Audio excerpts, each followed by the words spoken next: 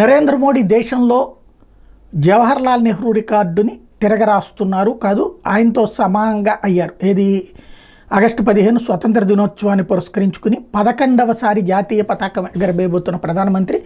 ఒక రికార్డు ఏంటంటే కాంగ్రెసేతర ప్రధాని 11 సార్లు ఎర్రకోట మీద జాతీయ పతాకం ఎగరవేసినటువంటి రికార్డు ఆయనదే. అది ఒక ఎత్తు అయితే కాంగ్రెస్లో ప్రధానమంత్రిలో కూడా మరెవరికి సాధ్యం కాలేదు, ఇంక్లూడింగ్ ఇందిరాగాంధీతో సహా ఒక్క జవహర్లాల్ నెహ్రూకి మాత్రమే సాధ్యమైంది. అది కూడా ఆయన మొట్టమొదట నామినేటెడ్ ప్రైమ్ మినిస్టర్, ఆ తర్వాత ఎలక్టెడ్ ప్రైమ్ మినిస్టర్. సరే, అది పక్కన పెడితే ఆయన 11 సార్లకి పైగా జెండా ఎగరవేసినటువంటిది ఉంది.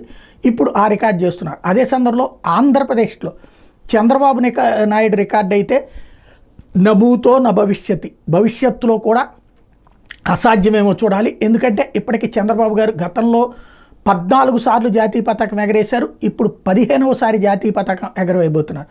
ఆంధ్రప్రదేశ్లో ఏ ముఖ్యమంత్రికి ఇన్నిసార్లు జాతీయ పతాకం ఎగరేసేటటువంటి అవకాశం రాలేదు, ప్రజలు ఇవ్వలేదు. తద్వారా ఆంధ్రప్రదేశ్లో ఇప్పుడు ఈవెన్ జగన్మోహన్ రెడ్డి ఒక 15-20 సంవత్సరాలు పడుతుందేమో, ఎందుకంటే మధ్యలో గెలుపులు ఓటములు ఏం లెక్కెత్తే, అది కూడా మళ్ళీ గెలుస్తాడా లేదా అన్నది చూడాలి. బట్ చంద్రబాబు నాయుడు రికార్డుకి అయితే సమీపంలో కూడా ఎవరూ కనిపించట్లేదు. తద్వారా బాబు రికార్డు అనేటువంటిది ఏది భారీ స్థాయి రికార్డు అని చెప్పాలి.